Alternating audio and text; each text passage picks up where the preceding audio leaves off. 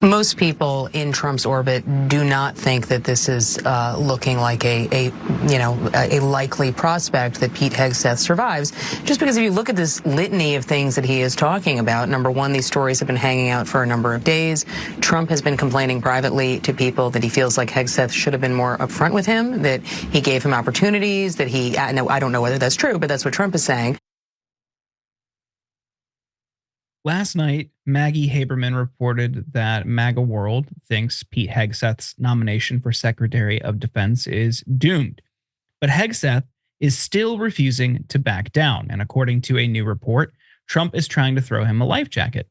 A Trump insider who served on his campaign told Mediaite that Trump's other nominees have been told not to do press or interviews. However, Hegseth was given special permission from Trump and his transition team to do press in order to repair his public image, the insider said. The team believes Hegseth gained some traction with his media tour, and at this time, he is not being pushed out. That vote of confidence comes with a strong caveat. If any further damaging information comes to light, Hegseth is likely cooked. The Trump insider added that if Hegseth's 2017 rape accuser comes forward, it would be hard to come back from and would give wary senators cover to oppose his nomination. But that damaging information just keeps coming. The New York Times just reported that in 2017, Hegseth got so drunk at a wedding of a Fox News producer that he struggled to stand upright in a men's bathroom, according to two people with direct knowledge of the episode who declined to be named for fear of retribution. The Times also shed light on the events of a 2016 Fox and Friends Christmas party. At the time, Hegseth was cheating on his second wife with his producer and soon-to-be third wife, Jennifer Roche. Roche's husband, suspecting an affair, showed up at the party even though the event was limited to Fox News employees, and Hegseth, who had been drinking, was upset to see him, according to people with knowledge of the incident. Employees reported that Hegseth caused a disturbance, a complaint that the Human Resources Department addressed directly with him. Today, Republican Senator Joni Ernst refused to state that she would vote yes on Hegseth. Take a look. Will you support his nomination? Well, I did have a very long, lengthy discussion with Pete yesterday, and I do appreciate his service to the nation. I also am a combat veteran. So we talked about a number of those issues, and we will continue with the vetting process. I think that is incredibly important. So again, all I'm saying is we had a very frank and productive discussion. Okay, it doesn't sound on your answer that you've gotten to a yes. If I'm wrong about that, correct me. And if that is the case, it sounds to me as if the hearing will be critical for his nomination. Am I right about that? I think you are right. What Ernst didn't mention is that if Hegseth gets the boot, she could be a runner-up for the nomination. Donald Trump is considering Florida Governor Ron DeSantis as a possible replacement for Pete Hegseth. Is picked to run the Pentagon, according to people familiar with the discussions. Trump is also considering Senator Joni Ernst, who you just saw, for the job, some of the people said. Meanwhile, other Republican senators are running cover for Hegseth. On CNN last night, Senator Rick Scott started complaining about anonymous accusers, but Scott quickly walked back his words when Jake Tapper asked if the woman who accused Hegseth of sexual assault should be released from her NDA. Take a look. And I'm disgusted that these anonymous sources say these things without willing to go on your show or some show and have you asked them all the questions. A point that you're making here, the woman who accuses Pete of raping her in 2017, although the police, we should note, did not charge him with any crime. That woman, Pete Hegseth, paid her money. And she signed a non-disclosure agreement, so she can't come on my show to talk about it. Do you think Pete should release her from the NDA so that I can ask her the questions that you want me to? Absolutely not. Think about it. Jake, you know, Absolutely or how many absolutely people, not? wait, Jake. We know how many people sign non-disclosures just to eliminate something. Not that they ever did anything wrong, and he was never never charged with anything. Do you want me to ask her questions, or do you not want me to ask her questions? I'm confused. So I'm not going to suggest that somebody, change a contract that they sign, but okay, this is Trump's nominee. He won. Today, Senator Tommy Tuberville insisted that Republican senators should abandon all their independent judgment and nominate whoever Trump wants, or confirm whoever Trump wants, rather. Take a look. Who are we to say that we're a better vetter and picker of people than Donald Trump?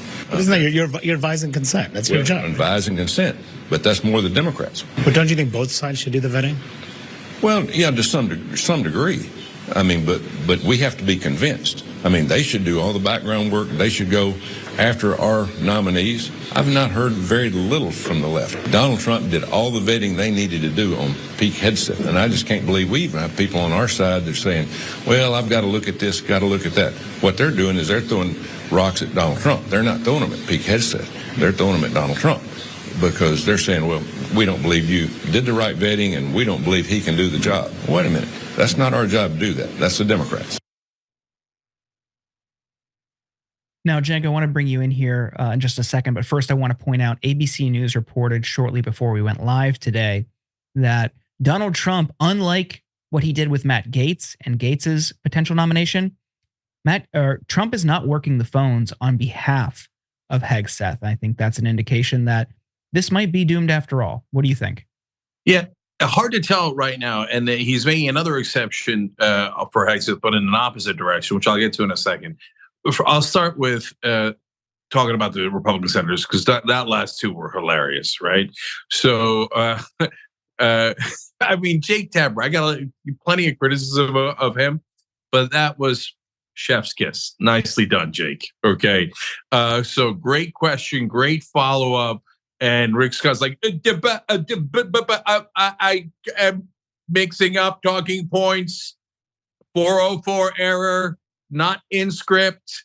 Okay, so that was great job. So obviously they don't want her to talk, and this whole thing of like, I'm bothered by anonymous sources, but I want them to remain anonymous. Okay, if you say so, brother. And then Tommy Tuberville cracks me up every time. First of all, let's acknowledge also every time his name is hilarious. Okay, so anyway, so Tuberville says Cenk Uygur. Tuberville comes in and he's like, now listen, who are we to advise and consent? You're senators. That's literally what you're supposed to do. It's in the Constitution. And document, of course, he's never read one word of. Okay, so that's Republicans being Republicans, but they're Lindsey Graham being Lindsey Graham. He's out there in the beginning. He's like, well, I'm got concerns about Pete Hegseth. And now he's like, oh, I mean, could be all right. I don't know. Every day I change my mind, depending on how much Donald Trump slaps me across the face like this, right? So now let's get to the substance of it.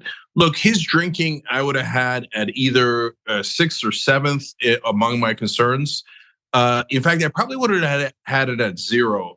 So the partying I don't care about, et cetera. The only thing that I do care about is non-consensual activity, right?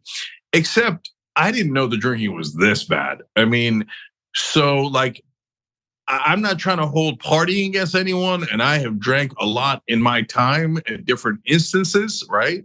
But I don't ever remember, and even in my most intoxicated state, having trouble standing up, like just standing, right?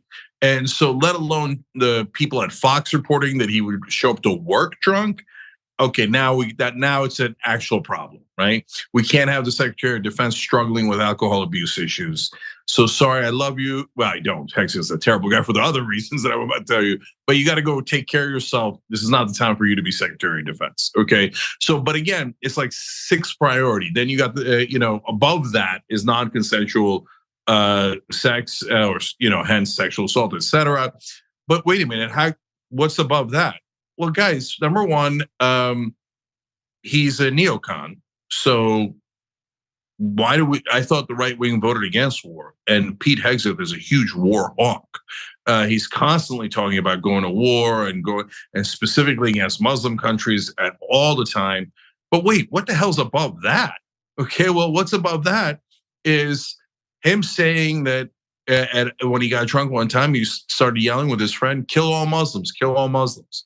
But wait a minute, guys, we're gonna have a Secretary of Defense who's moronic, let alone, racist, bigot, about all that stuff. Position is, me think kill all Muslims. Yeah, that's a good policy. I mean, you can't have a person who is mentally challenged in that position. But second of all, as I said before, I mean, if you say kill all Jews, your nomination gets pulled instantly. So like that is a clarifying moment for all Muslims in America that you don't really count. Like if you say kill all Christians, you're gone in a second. Kill all Jews, you're gone in a second. Kill all blacks, I hope you're gone in a second, right? You say kill all Muslims, it's not even a story. It's like nobody's even talking about it, right? That should be an immediate disqualification, right? So then, but wait a minute, what in the world is above that? Well, in his book, he talked about two things. These are two that are even above it. He talked about how he was basically against democracy. He was talking about how we should make it so that freedom-loving Americans are the only ones who win elections, and that we should fix the rules, and that democracy is not that important. Nah, we're not going to have a Secretary of Defense that believes that. And then the last part of it is he suggested that we use Israel against domestic enemies in America. No, you'd have to be a lunatic or an incredibly corrupt senator, as like 98% of them are. In fact, for the senators, that might be a saving grace. They're like, oh, you want to serve Israel above America? Okay, well, you're back in. And maybe, by the way, that might be why he hasn't been knocked out yet. Yeah, no, I think that's a good point. We talked, I think, a couple of weeks ago in his book how he wanted to use and look to Israel to help fight against domestic enemies. What does that look like? I mean, that's a good argument, because even any position below Secretary of Defense, but especially Secretary of Defense, if you are known to be that much of a drunk, you wouldn't have that position. You would be fired, or you wouldn't be hired, and you certainly wouldn't get security clearance. That's a serious vulnerability. I mean, even lower level security clearances that people have gotten that I know, what they had to go through, it's intense. They go through your bank account statements. They go through everything. They question everyone around you, people you have known for years, just to look for any certain vulnerability that could be exploited by an adversary. Being this bad of a drunk would raise red flags for even the lowest level staffers. So that they're looking past it, I think, shows that it's probably because, of course, he's loyal to Trump and he's supportive of Trump, but ultimately, he'll do what the military-industrial complex wants, and ultimately on the issue of Israel, he's firmly in support. So why do they care? Yeah, so this is a bit of a disaster, but okay, so he is on the ropes, though, as Jordan explained, and even the transition team, anonymously, so I'm sure that Rick got super mad, said, yeah, no, Trump is still sticking with him for now. And whenever they add the "for now," oh, you're on the ropes, right? And so now the special exemption he made for Pete Hegseth is that he said, all right, you can go do media to try to rehabilitate yourself, which the other nominees have been told, do not do any media. Let's note for the record, a fun fact here. So basically, Trump's team is pulling a Kamala Harris and saying our nominees are so problematic, they suck so much that they shouldn't talk to the press at all. Because if they talk to the press, everyone will know that they're just despicable. So shh, hide all the nominees, hide all the nominees. They're like, Hegseth's toast anyway. So let him try to do a comeback by going on Megyn Kelly and getting one softball after another. Thanks for watching the video, guys. We also love it if you hit the join button below, because that makes you a member, and members allow us to be independent, honest. We can be as progressive as we want, no corporate media influence, and that's all because of you guys. We love doing the show with our members. Hit the join button, become one of the Young Turks.